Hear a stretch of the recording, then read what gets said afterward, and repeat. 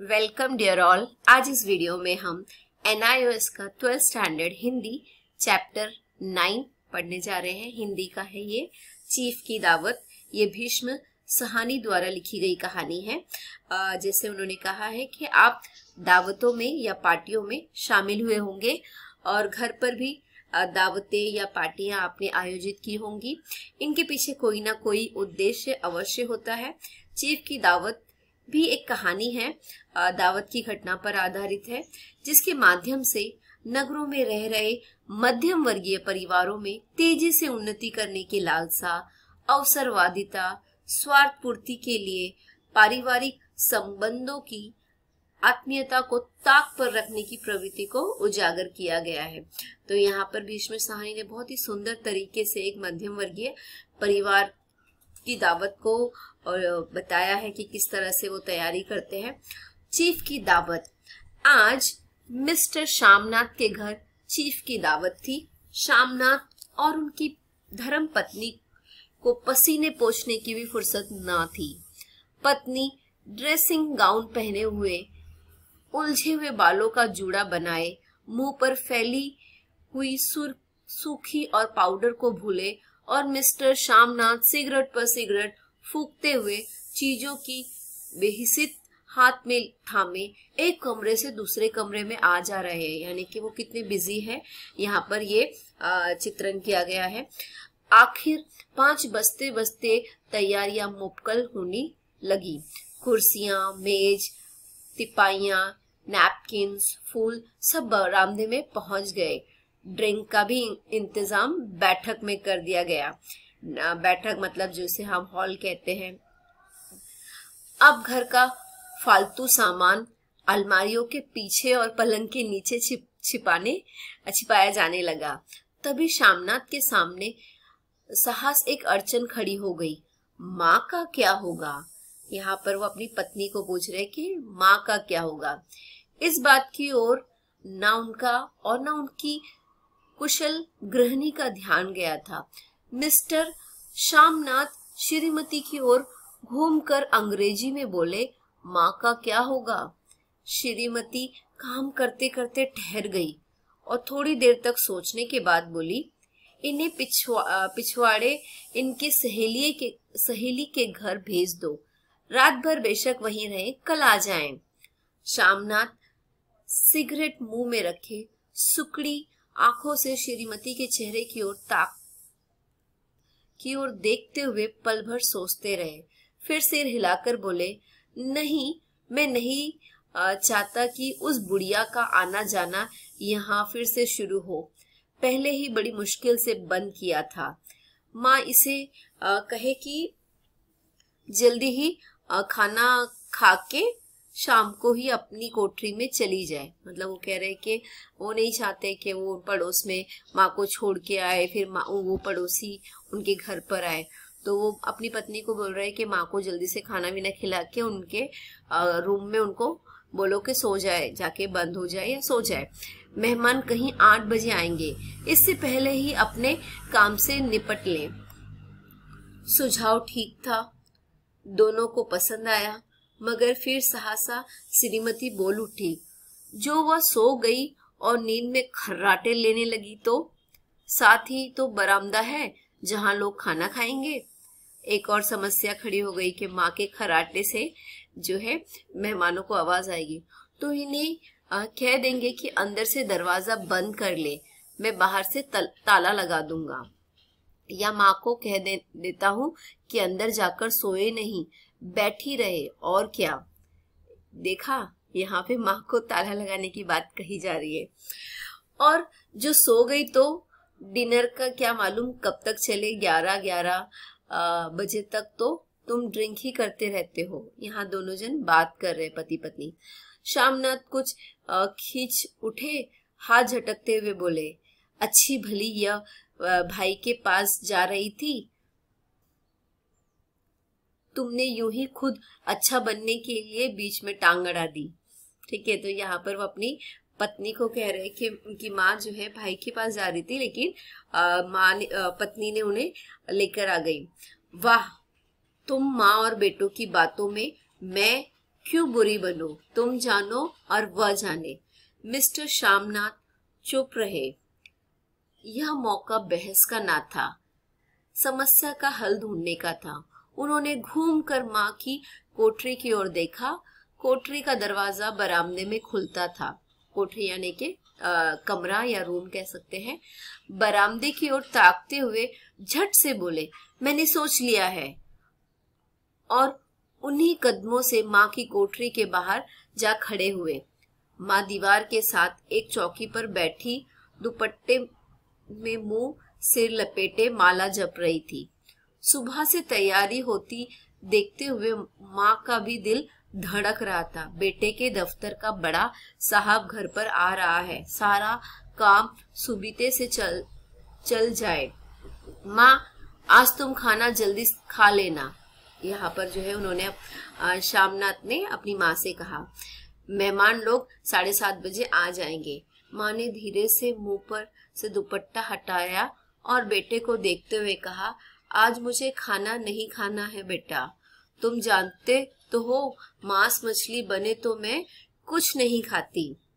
जैसे भी हो अपने काम से जल्दी निपट लेना, बेटे ने कहा। श्यामनाथ जी ने, अच्छा बेटा, ऐसा माँ ने कहा। और माँ, हम लोग पहले बैठक में बैठेंगे, उतनी देर तुम यहाँ बरामदे में बैठना। फिर जब हम यहाँ आ जाएं तो तुम गुसल खाने के रास्ते बैठक में चली जाना। माँ अवक बेटे का चेहरा देखने लगी, यानी कि बहुत आश्चर्यचकित से वो देख रही है अपने बेटे को। फिर धीरे से बोली, अच्छा बेटा। और माँ, आज जल्दी सो जाना, जल्दी सो नहीं जाना, तुम्हारे खर्राटे की आवाज दूर तक जाती है। माँ लज्जित सी आवाज में बोली, क्या करूं बेटा, मेरे बस की बात नहीं है। जब से बीमारी से उठी हूँ नाक से सांस नहीं ले सकती। ठीक है, तो वो वहां पे बता रही है। मिस्टर श्यामनाथ ने इंतजाम तो कर दिया, फिर भी उनकी उधेड़ बुन खत्म नहीं हुई। जो चीफ अचानक उधर आ निकला तो अगर अचानक में वहां पर आ गए तो क्या होगा। 8-10 मेहमान होंगे, देसी अफसर, उनकी स्त्रियां होंगी।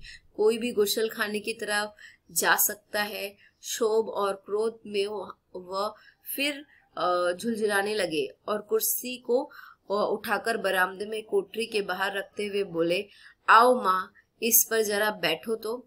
माँ माला संभालती पल्ला ठीक करती उठी और धीरे से कुर्सी पर आकर बैठ गई।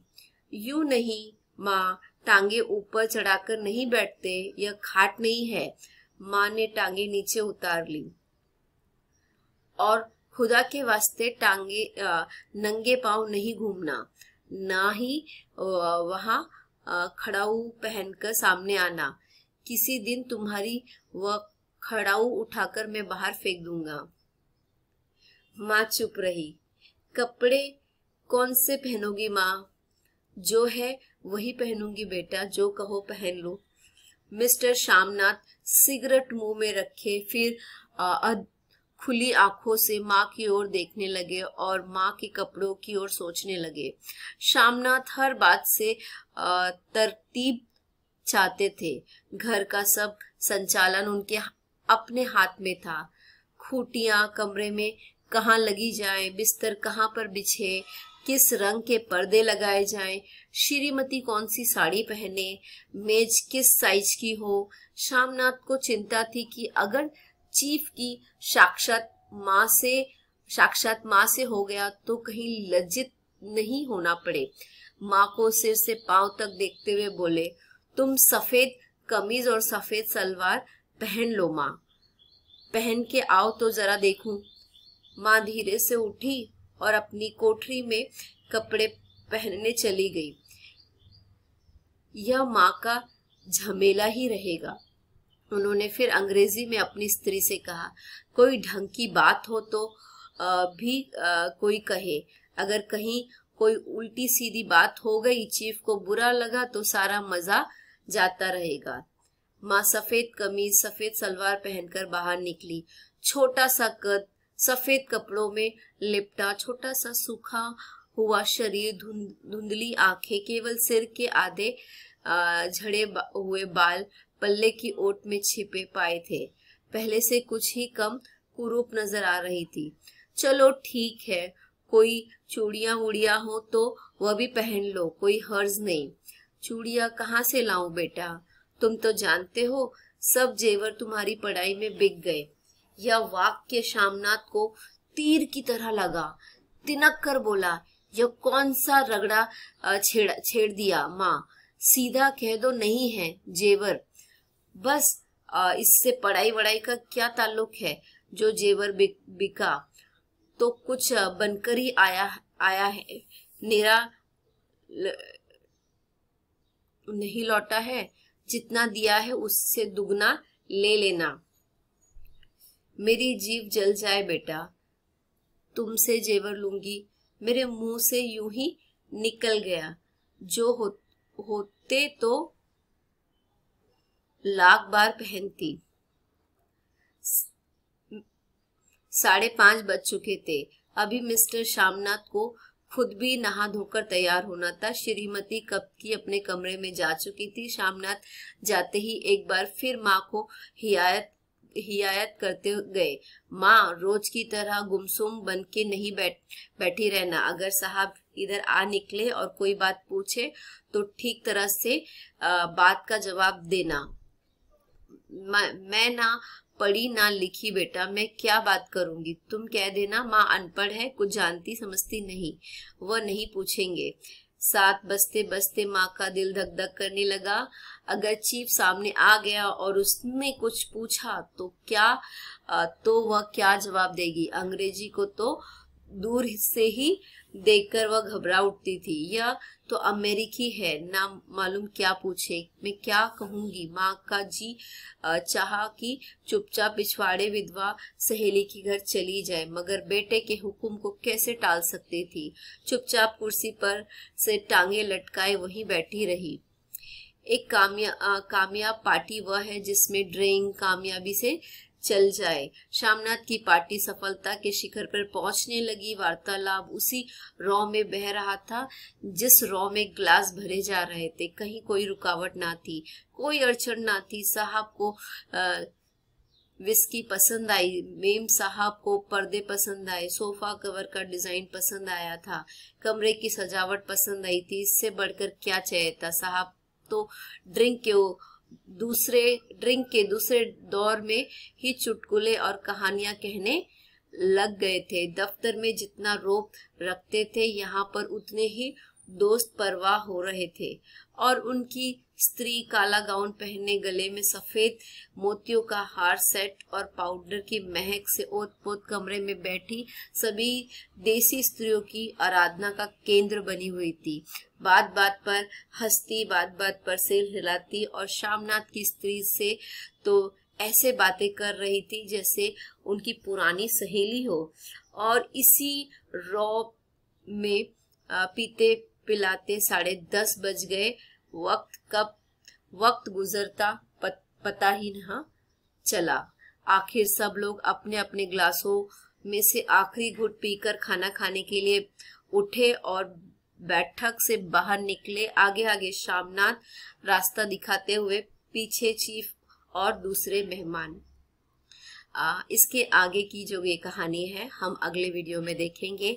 आई होप ये कहानी सुनकर आपको समझ में आ रही होगी और बहुत ही रोमांचक कहानी है, सुंदर कहानी है। आगे का हम अगले वीडियो में देखेंगे, सेकंड पार्ट में देखेंगे। Thank you.